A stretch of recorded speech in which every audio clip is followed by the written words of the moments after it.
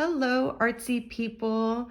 Here is my still life drawing for Art 17 beginner drawing for week 10/11. So what I did was I printed out the still life reference that the professor gave us. And before I did anything, I broke off each section into zones.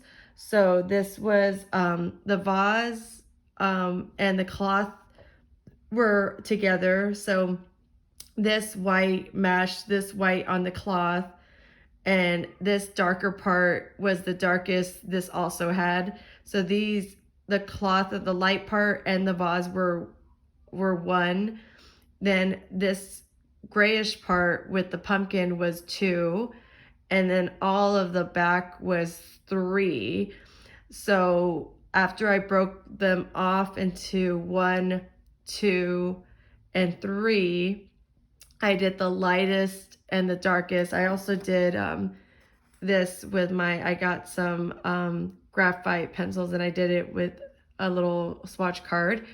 But I did, this was the light, then this was the darkest this part could get, and then this, or the shadow, and then shadow. So I started to kind of label and match off the darkest this part had, this one, and then the lightest it had, same with the two. So I broke this off into the lightest parts, the lightest grays, and then the shadows also on the pumpkin, and then the back. So after I did that, I sketched it all out with a 4H pencil. I also used this one too. This is a really good mechanical pencil that I used also to sketch. But when I didn't use this, I used the 4H. Then after I did that, I originally began layering 2B, 4B, and 6B pencils, but after I did that, the professor recommended me to get graphite pencils.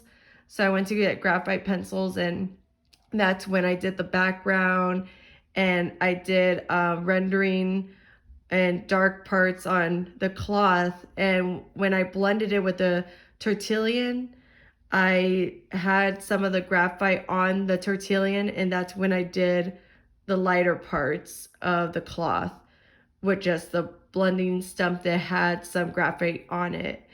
So this was my first time doing fabric, and this dark part was definitely way harder than the lighter part. The lighter part was fun to do. So was the vase and even the pumpkin, but this back part for me was just a disaster that I do plan on practicing on.